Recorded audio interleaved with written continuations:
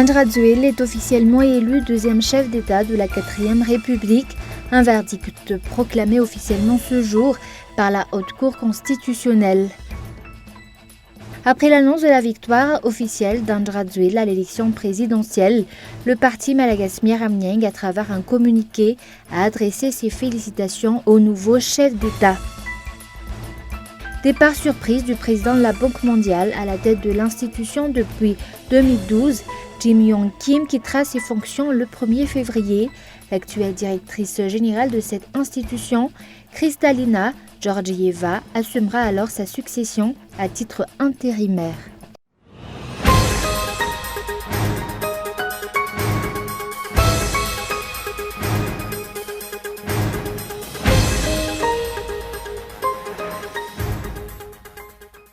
Bonsoir à tous et bienvenue dans cette nouvelle édition du journal en version française sur Cool TV. Actualité politique pour ouvrir ce journal. Andrazuil est officiellement élu deuxième chef d'État de la 4e République. Un verdict proclamé officiellement ce jour par la Haute Cour constitutionnelle après avoir traité les plaintes qui lui ont été remises. Concernant cette dernière descente aux urnes, cette institution a conclu que la plupart d'entre elles étaient non fondées. Reportage. Je tiens à féliciter au nom de l'ensemble de la Cour le nouveau président de la République élu, Andrazuil. Ainsi, Andrazuil est officiellement élu deuxième chef d'État de la 4e République avec un taux de 55,66% des voix au cours du second tour de l'élection, tandis que le candidat Marc Ravalman en a obtenu 44,34%. Le résultat prononcé par la Haute Cour constitutionnelle est le même que celui prononcé par la CENI. 9 913 599 électeurs ont été inscrits sur la liste électorale. Le nombre de votants s'élève à 4 767 342. Le nombre de votes blancs et nuls à 119 557 et le nombre de suffrages exprimés à 4 647 785, soit 48,09%. Outre cela, la plupart des plaintes déposées auprès de la Haute Cour constitutionnelle ont été prises en compte mais classées non fondées. En général, la proclamation du résultat officiel du deuxième tour de l'élection présidentielle s'est déroulée sans problème. Les deux finalistes de cette élection, ainsi que les chefs d'institution, les ministres, le Premier ministre, des représentants de la société civile et de la communauté internationale ont été présents aujourd'hui à la Haute Cour constitutionnelle. Et le verdict de la Haute Cour constitutionnelle est tombé. Andrazuil a été élu comme nouveau président de la République à Madagascar. Ce deuxième chef d'État de la 4e République est le plus jeune dirigeant d'Afrique, ayant déjà une certaine expérience en matière de gestion d'un État. Voici quelques détails sur son parcours. Andrazuil est né le 30 mai 1974 à Antsirabe. Cette année, c'est donc âgé de 45 ans qu'il va accéder au poste de président de la République sous les couleurs de son parti TGV Mapar et élu en tant que deuxième chef d'État de la 4e République par la voie des urnes.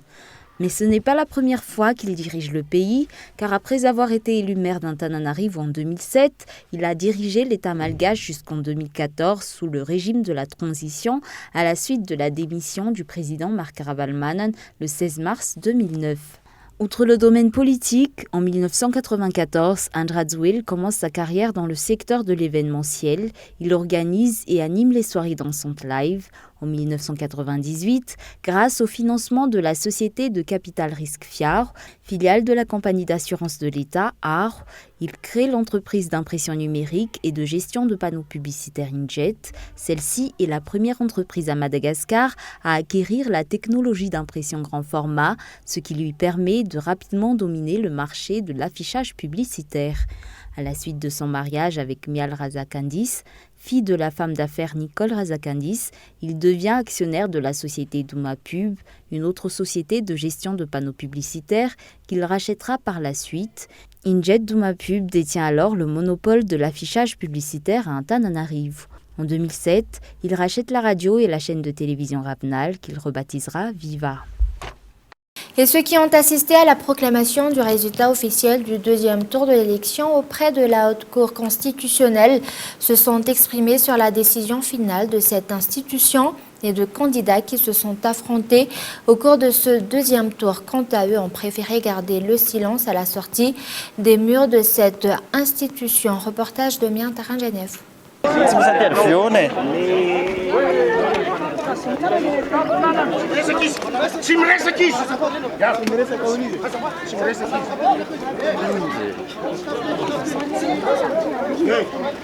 Les deux finalistes de cette seconde élection présidentielle ont préféré ne pas s'exprimer à la sortie de la Haute Cour constitutionnelle ce jour.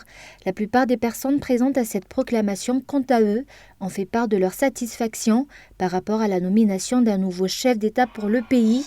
Le peuple malgache espère aujourd'hui un nouveau départ, selon l'avis de différents acteurs sociopolitiques.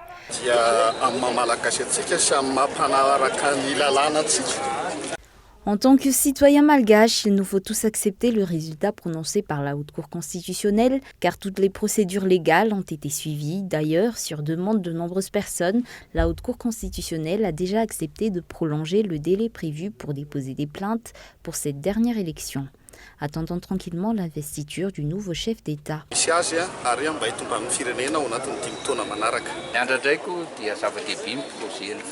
Le président Andrazoel a prévu d'importants changements pour le pays à travers son projet IEM et ses serments. Nous comptons l'aider à les réaliser et je suis sûr que la ville d'Antsirabe fera partie des villes qui pourront bénéficier de ces changements.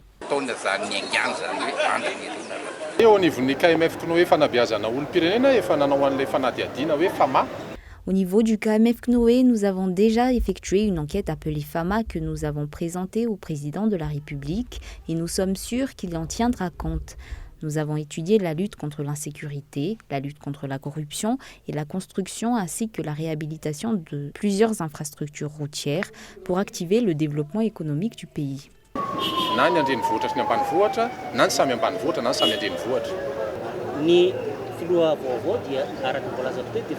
Le nouveau président de la République sera le président de tous les Malgaches. Un nouveau départ ne pourra se faire que dans le calme. Et pour le développement du pays, il faut que tous les citoyens se donnent la main.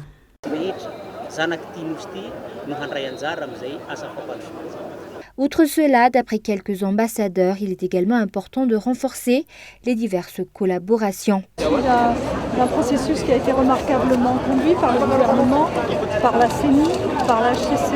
Donc c'est un grand jour pour la démocratie malgache et évidemment on s'est réjouis. Il a dit qu'il accepterait les résultats et j'espère qu'il le fera. Et son attitude aujourd'hui a été très positive. Après un affrontement final avec Marc Ravalomanana pour la voix des urnes, Andrazoel a remporté l'élection présidentielle.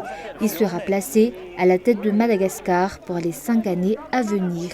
Et après l'annonce de la victoire officielle d'Andrazoel à l'élection présidentielle par la Haute Cour constitutionnelle, le parti Malagas Miramieng, à travers un communiqué, a adressé ses félicitations au nouveau chef d'État. À travers cette déclaration, le parti Malagas Miramieng réitère également son soutien au nouveau président de la République. Écoutons le contenu de ce communiqué.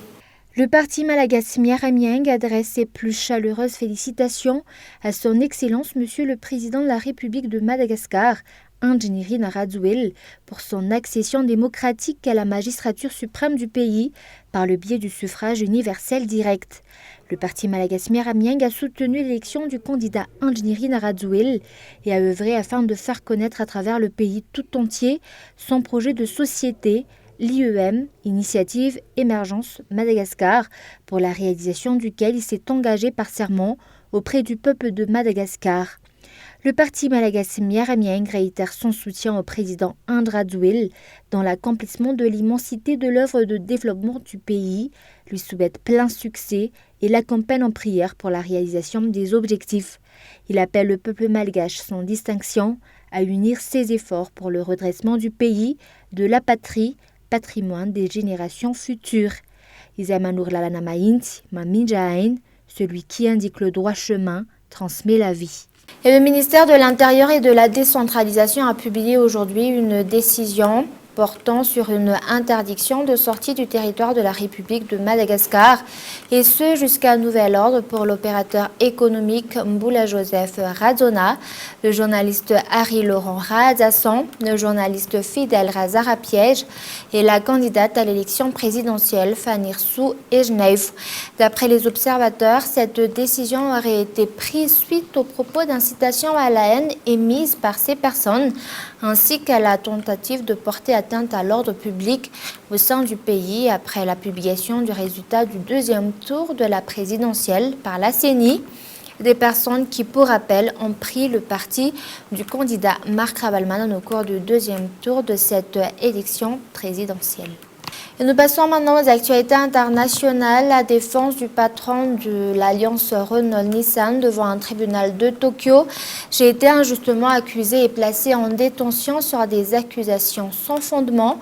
Le patron de l'alliance Renault-Nissan a été auditionné lors d'une procédure rare au Japon. Reportage de France 24. Tokyo ce matin, une foule de curieux s'est massée devant le tribunal dans l'espoir d'assister à la première apparition publique de Carlos Ghosn. Pour la première fois, 2 mois après son arrestation, le PDG de Renault est sorti de son silence. Face à la justice japonaise, il nie toute malversation. J'ai été injustement accusé et placé en détention sur la base d'accusations sans fondement. Pendant une dizaine de minutes, vêtu d'une chemise blanche, sans cravate, menotté, une corde autour de sa taille, Carlos Ghosn est apparu amaigri, mais déterminé à clamer son innocence. J'ai agi avec honneur, légalement et avec la connaissance et l'approbation des dirigeants de la compagnie. Organisée à sa demande, l'audience devait lui permettre de connaître la raison exacte de son incarcération. Une détention prolongée que le juge a justifiée en raison d'un risque de fuite et de dissimulation de preuves. Vendredi, la garde à vue du chef d'entreprise touche à sa fin, mais Carlos Ghosn restera malgré tout en détention provisoire dans le cadre de sa première inculpation. Le parquet pourra alors lancer un nouveau mandat d'arrêt contre lui ou accepter sa remise en liberté sous caution. Et départ surprise du président de la Banque mondiale à la tête de l'institution depuis 2012, Jim Yong Kim quittera ses fonctions le 1er février. L'actuelle directrice générale de cette institution assumera alors sa succession à titre intérimaire. Reportage. Il lui restait 2 ans de mandat, mais Jim Yong Kim préfère jeter l'éponge. Ce médecin américain de 59 ans dirigeait la Banque mondiale depuis 2012. À l'époque, Barack Obama avait été séduit par cet homme né à Séoul d'un père nord-coréen, ayant fait carrière dans l'humanitaire avant de prendre la présidence d'une université du New Hampshire. Je lui suis reconnaissant pour sa volonté de servir. Je ne pense pas que la Banque mondiale puisse avoir un meilleur dirigeant. À la tête de cette institution qui compte 189 pays membres, Jim Yong Kim a côtoyé tous les grands dirigeants de la planète. Mais le renouvellement de son mandat en 2016 a surtout été le fruit d'un passage en force de Washington, car Jim Yong Kim faisait alors l'objet d'une vague de contestations importantes parmi ses 15 000 collaborateurs.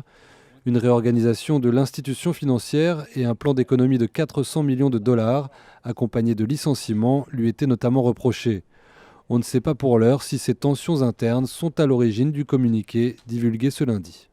Cela a été un grand honneur que de servir en tant que président d'une institution remarquable, forte d'un personnel passionné dédié à sa mission, qui est d'éliminer l'extrême pauvreté de notre vivant. L'usage veut que le président de la Banque mondiale soit américain et le directeur du FMI européen. C'est donc à Donald Trump de désigner un successeur à Jim Yong Kim, ce qui pourrait signifier l'arrivée d'un adversaire du multilatéralisme à la tête de la Banque mondiale. Dans l'intervalle, l'intérim sera assuré par l'actuelle directrice générale, la Bulgare Kristalina Georgieva. Et avant de se quitter, je vous rappelle les grands points de ce journal. André Radziwiłł est officiellement élu 2e chef d'État de la 4e République. Un verdict proclamé officiellement ce jour par la Haute Cour constitutionnelle.